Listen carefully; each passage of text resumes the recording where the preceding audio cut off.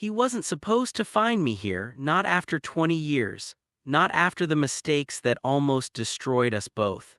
And yet, there he was, standing in the middle of my mother's funeral, the same quiet power in his stance, the same unyielding gaze that had haunted me for decades.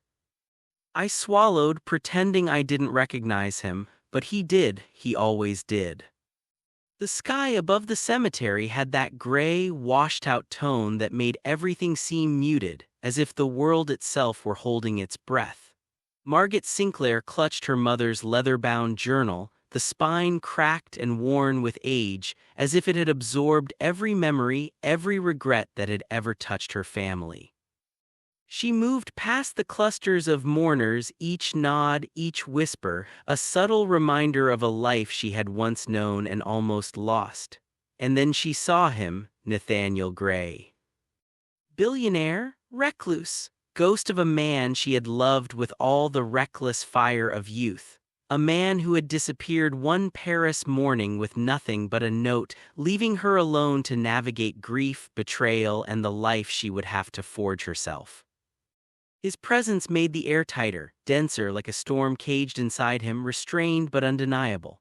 The suit he wore was immaculate, gray like the clouds, but it was the man beneath it that made her stomach twist, tall, composed, eyes sharp, the faintest scar at his jaw catching the diffused light. Power alone could never account for the gravity he emitted. It was history, consequence, and loss all bundled into one. She tried to keep walking past, but each step dragged. Her heels pressed into the wet grass. The wind lifted her scarf briefly, and for the first time in decades she felt the old ache, the one she had buried beneath practicality, patience, and silent resentment. "Margot," he said, the single word low, measured, carrying weight like a verdict. No apology, no explanation, just recognition, the kind that made her heart pound even as her mind screamed at her to flee. "Stay with me, tell me, do you believe a person can love the same someone twice? Leave a thought in the comments if you do." The funeral ended, the procession dispersed, and she returned to the house she had inherited from her mother, a grand, aging estate that smelled of oak, dust, and faint lavender. On the kitchen table lay a folded envelope pressed into the pages of her mother's journal. The handwriting was elegant, familiar. "You were always meant to have it all, don't make the same mistake I did." It was unsigned, and yet she knew who had sent it. The first time she had met Nathaniel Gray, she had been 19, a young art curator at a small gallery in Paris, wide-eyed and brimming with idealism. He had been older, quiet, the kind of man who could fill a room without raising his voice. She had loved him fiercely, without reservation, without thinking about tomorrow or the consequences. But life had consequences. When he left her with questions that had no answers and a silence that echoed for 20 years. Margot had built a life around that absence, marrying once, learning to trust cautiously, and burying herself in work, philanthropy, and the muted color of propriety. Yet here he was, the man who had been everything and nothing, standing on the threshold of her mourning, reminding her that some love does not fade, it waits. Margot could feel the old chemistry simmering beneath the restraint. The tension of two lives that had grown apart but never fully untangled. She remembered the Paris mornings, the smell of fresh croissants, the light glinting off his hair as he laughed at some private joke. She remembered the sting of betrayal, or what she had called betrayal, when he vanished without a word. She had carried that memory like a shadow, a constant companion. And now, confronted with him again, she realized the shadow had been reciprocal. He, too, had carried her absence as a wound, a constant, gnawing ache in his chest. He had aged, but not in a way that diminished him. The power, the control, the billionaire reputation, those were mere surface. What was underneath was quieter, heavier, shaped by decades of regret, isolation, and the loss of everything that had once mattered. Margot opened the envelope, the paper slightly crinkled with time and moisture. Inside was a single photograph, her younger self standing beside him, both of them smiling at some long-forgotten gallery opening. On the back, a single line, "You were always the one I wanted, I just didn't know how to stay." Her fingers trembled. A year's worth of composure and self-control felt suddenly flimsy, like a house of cards in a storm. The next day the phone rang. "Margot Sinclair," he said. That voice, the one that had haunted her dreams, was calm, precise, not a hint of the years in it. "You should come," he said simply. "There are things you need to see, things I need you to know." She hesitated, and then something older, more enduring than fear, curiosity, or caution, the ache that had never left one. She agreed. That evening, she arrived at the estate where they had met in youth, a sprawling property she had never returned to, heavy with memories. The doors opened before she could knock, and there he stood again, the space between them charged with the weight of 2 decades. "Why now?" she asked, voice barely above a whisper. "Because some debts can't wait 20 years, he said, eyes unwavering. Dinner was silent at first, the crackle of the fireplace filling the spaces their words could not. Each glance carried the memory of youth, of love lost, of mistakes neither could undo. Every pause was a question, every sip of wine a measure of restraint, desire, and the unspoken acknowledgement that history had shaped them, but could not define them. "Whose side are you on, Margot's or Nathaniel? Do you think he's come to atone or to reclaim what he left behind? Drop your thoughts in the comments." As the night deepened, the first confessions surfaced. Not of love yet, not forgiveness, just truths. Nathaniel had lost more than she had known, a child, a failed marriage, decades spent building an empire alone. Margot realized painfully that she was not the only one who had suffered. By the time she left the estate that night, the shadows had shifted. Something old had returned, quiet, dangerous, impossible to ignore. A week passed. Margot tried to convince herself that the encounter at her mother's funeral had been an illusion, a ghost of a man she had loved too young, appearing now only in memory. But the envelope, the photograph, the single line scrawled across the back of the photo, all insisted otherwise. Nathaniel Gray had reached back into her life, not gently, but with the same deliberate force he had always commanded. Then the invitation arrived. No fanfare, no grand letterhead, just an email from his private account. "Margot, come, one dinner, estate, tomorrow night, it's time you understood." She stared at it for a long moment. A week's worth of caution pressed against curiosity. She thought of all the lives she had built in his absence, her failed marriage, her quiet work, the careful solitude she had curated. And yet, the ache in her chest, that slow burn she had carried since her youth, refused to be ignored. She replied, "I will come." The estate had not changed. Stone walls rising like sentinels against the evening fog, tall oaks surrounding the driveway, their leaves rustling in a low wind. Margot felt a familiar chill, the sensation of history pressing against her shoulders, reminding her of who she had once been and who she had become.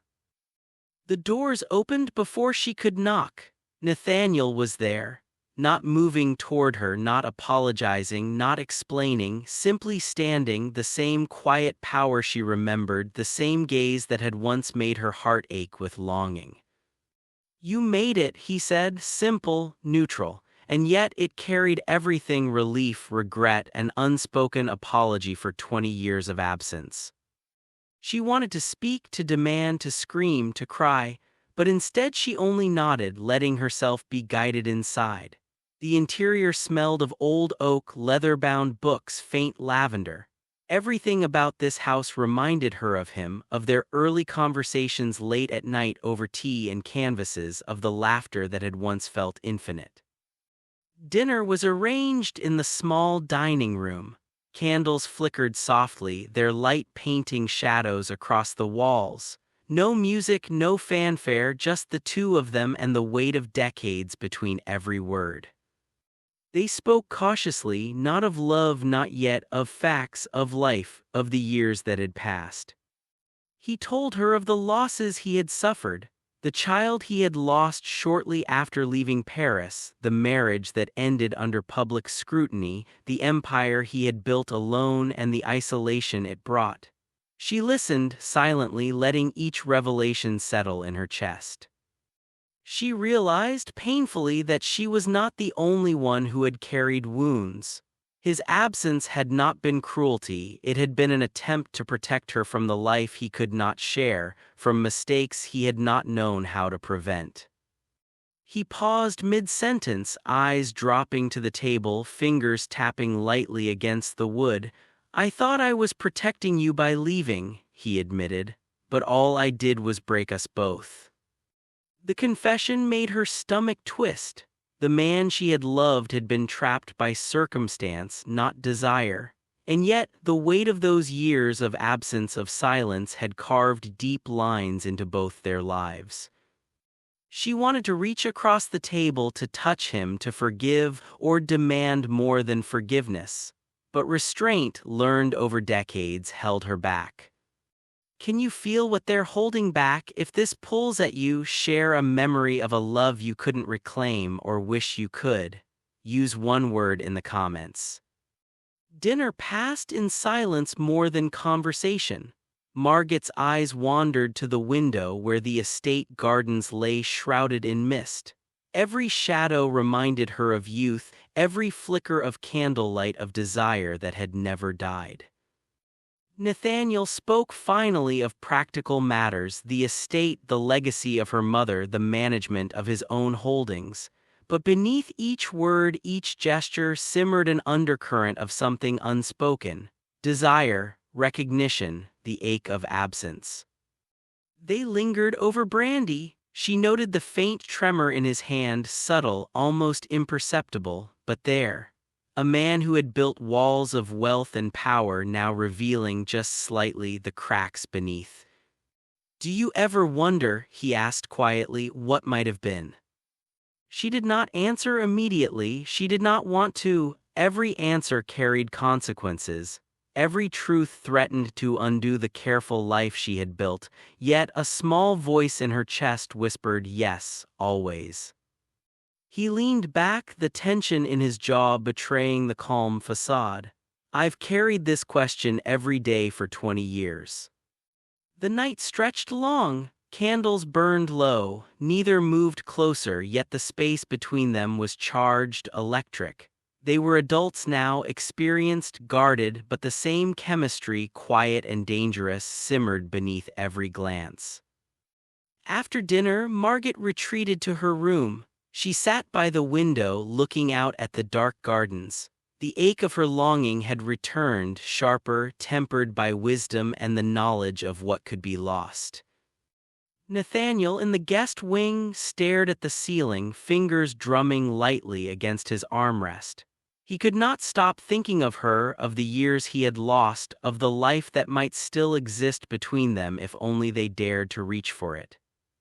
It was the first time in decades that desire and restraint collided so violently, quietly, elegantly, but devastatingly.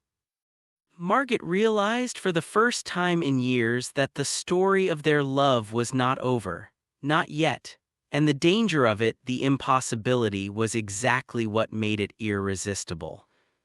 The next morning, Margot awoke to the soft gray light filtering through the curtains. The estate was silent, save for the occasional creak of settling beams and the distant hum of the surrounding forest. Nathaniel had left for a brief morning meeting, an excuse, she suspected, to give them both space to breathe after last night's tension. She wandered the estate's library, her fingers trailing along leather-bound volumes, the scent of aged paper and polished wood filling the room. Here, she could think without interruption, yet every shadow reminded her of him, the way he had carried his silence like armor, the way his eyes had held her without ever needing to speak. She remembered the Paris mornings, their hands intertwined, fingers brushing casually yet igniting the ache of connection. 20 years had passed, yet that memory was unbroken, preserved in amber. She wondered, had he thought of her like this too? Nathaniel returned at noon, quiet and precise as ever, yet something in his demeanor had shifted.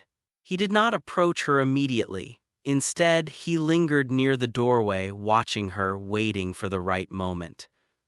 "I need to tell you something," he said finally, his voice low and restrained, yet trembling at the edges. She turned to him, curiosity and caution warring in her chest.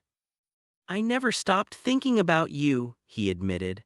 "Every decision, every empire I built, every loss I suffered, it all traced back to the thought of you. I left because I thought it was safer for you, but I was wrong. It wasn't safer, it was cruel, and I've lived with that cruelty every day since." Her chest tightened. The confession was devastating not because it was new but because it revealed the depth of the cost, the silent suffering that had consumed both of them. She realized that he had not abandoned her lightly, he had sacrificed his own happiness to protect her, and yet the protection had itself been a wound. Margot's voice was barely audible. "And what about me? Did I matter at all, or was I just a casualty of your choices?" "You mattered more than I could ever admit, more than I could survive acknowledging," he said. They stood in the library, two adults, wounded but alive, the weight of 20 years pressing between them. There was no touch yet, no reconciliation, only the raw exposure of decades of suppressed emotion. "Do you think forgiveness is possible after decades of silence? Would you risk it for a love that cost everything? Comment honestly." The confession shifted something in Margot. She understood now that desire was not just longing, it was recognition. Acknowledgement that some loves are so deep, so entangled with the self that absence cannot erase them. The estate became their reluctant sanctuary. Over the next few days they met for long walks through the gardens, the crisp autumn air heavy with nostalgia and unspoken questions. Yet a shadow lingered, an old betrayal, misunderstood and unspoken, waiting for the right moment to surface. It came in the form of letters from her late husband's lawyer, revealing truths about the past she had never known.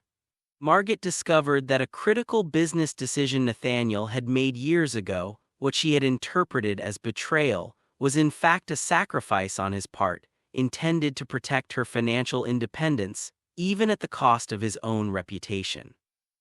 Her heart tightened as she read the letters. He had never left her willingly. He had been cornered by circumstance, constrained by power and responsibility, and yet she had carried hatred, even for an instant. When she confronted him, Nathaniel's expression was unreadable. He did not look surprised. "I wanted you to know the truth, but I also feared your reaction," he admitted. "I thought silence might be easier for both of us." Margot swallowed. "Easier? Do you think 20 years of absence is easier?" "Not easier, necessary," he said, the word heavy with decades of regret. The realization was devastating. The man she had blamed for so long had been protecting her in a way she could never have anticipated. And yet, the truth also reopened the old ache, the knowledge of what could have been, the life they might have shared if misunderstanding had not poisoned their years apart. As autumn deepened, circumstances forced them together more frequently.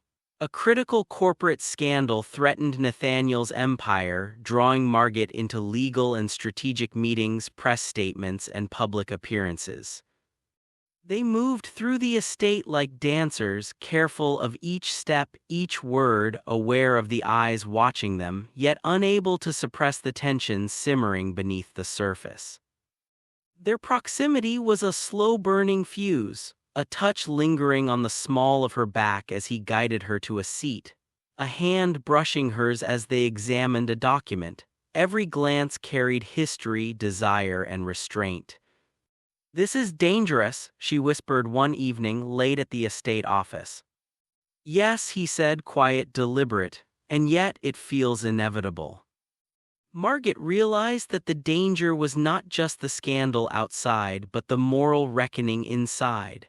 Desire, long suppressed, had returned with a force neither could deny. But it was not reckless, it was measured, tempered by experience, and devastating because of its restraint. One late night after a long day of negotiations, they found themselves alone in the library again. Rain tapped against the windows, the fireplace burning low. Nathaniel spoke first softly. "I am tired, Margot, tired of pretending, of living with what I lost, of what we lost." She looked at him, understanding that exhaustion, vulnerability, and power could coexist in a man who had built an empire. "I never stopped loving you," he continued, eyes on hers, "and I never stopped fearing that it would be too late." Margot felt the ache of truth, the impossibility of recapturing what was lost, and the beauty of rediscovering it anyway. They did not touch, not yet, but the air between them vibrated with tension, recognition, and longing. Subscribe if you want to sit with us in this story. If you think you understand love that waited too long, join the circle of late-night confessions. By the time the night ended, both were aware that the past was not just a memory. They were living it, inch by inch, and it was reshaping everything. The corporate scandal had escalated. Nathaniel's company, the empire he had built with decades of sacrifice, was now under intense scrutiny. Margot, reluctantly drawn in, found herself navigating a labyrinth of legalities, media pressure, and the thin line between loyalty and survival. Every decision they made together carried weight. Every shared glance held a past life, a present risk, and a future still uncertain. In this forced proximity, the unspoken truth between them became undeniable. Desire, long restrained, had returned with an intensity sharpened by years apart. "We have to be careful," Margot said, reviewing a series of press statements. Her voice was steady, but her hand trembled slightly. "Careful?" Nathaniel echoed, leaning against the polished desk. His eyes held her with quiet gravity. "We are beyond careful. Every choice we make now will define everything we can still have or lose." It was the first time they spoke of stakes beyond desire. She realized that this love was dangerous not because of passion alone, but because it carried the weight of everything they had survived and everything they might still lose. Their nights became long, meetings stretched into the early hours. Discussions that should have been about legal strategy were punctuated by subtle glances, unspoken acknowledgments, and the slow, inevitable pull toward each other. "Margot," Nathaniel's voice broke slightly, almost a whisper, as he looked down at her across the papers and contracts. "I can't separate you from my life anymore. I can't hide what I feel." She did not respond immediately. She could not. The ache of 2 decades of longing, of grief, of separation, pressed against her chest like a stone. The scandal was resolved in unexpected ways. Publicly, they appeared as a united front, colleagues, allies, partners. Privately, however, the tension between them had shifted from professional to profoundly personal. Margot and Nathaniel found themselves alone late one evening in the main hall, the wind rattling the old windows, the house heavy with the scent of rain and wood smoke. "I am tired," Nathaniel said, his voice low, almost brittle. "Tired of pretending, tired of carrying the weight of absence. I've realized that all my power, all my success, none of it means anything without this," he said, gesturing between them. Margot felt the truth in the silence. She understood that they could no longer be restrained by caution or the past. "And yet," she whispered, "to embrace it now would cost everything." "Everything," he echoed.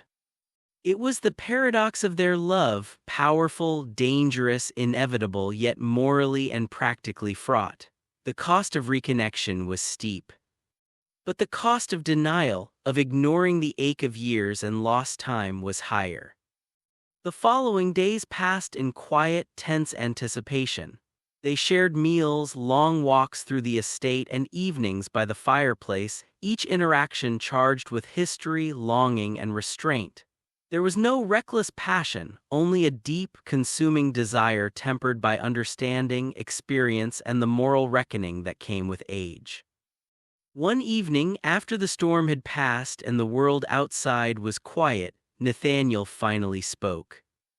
Margot, I need you to understand something. We cannot go back to who we were, but we can be something different, something real and honest and ours, even if it is fleeting.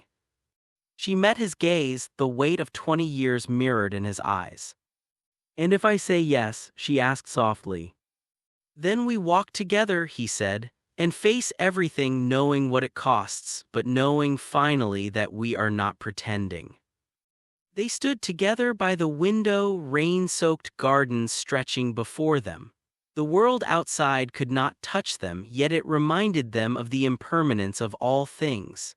Desire, love, regret, everything they had carried for decades now converged in the fragile, aching intimacy of that moment. They didn't just hear a story, they remembered their own. Tell me, in one word, what did this make you feel? And subscribe to follow the next confession of a love that waited too long. They shared a quiet evening together, no dramatic confessions, no impulsive gestures, just presence, awareness, the ache of years compressed into hours. They lingered by the fire until the embers burned low. Margot finally spoke. I don't know if I can ever forgive myself for the years we lost, she admitted. Nor I, Nathaniel said, but I can remember, and I can try starting now. They parted that night not with a promise of forever but with recognition. A kiss on the cheek, a hand briefly on hers, gestures that carried the weight of decades and the acknowledgement that love had returned. Not as it had been, but sharper, deeper, and inevitably devastating. Morning light spilled through the tall windows. Margot stood alone, tracing the curve of the window frame. The rain had stopped. The gardens glistened, wet with dew, quiet except for the occasional call of a distant bird. Nathaniel had left early, as he often did, moving through the world with the same silent command he always possessed. Margot whispered to the empty room, "We survived, but some things will never be the same." The story ended not with resolution but with resonance.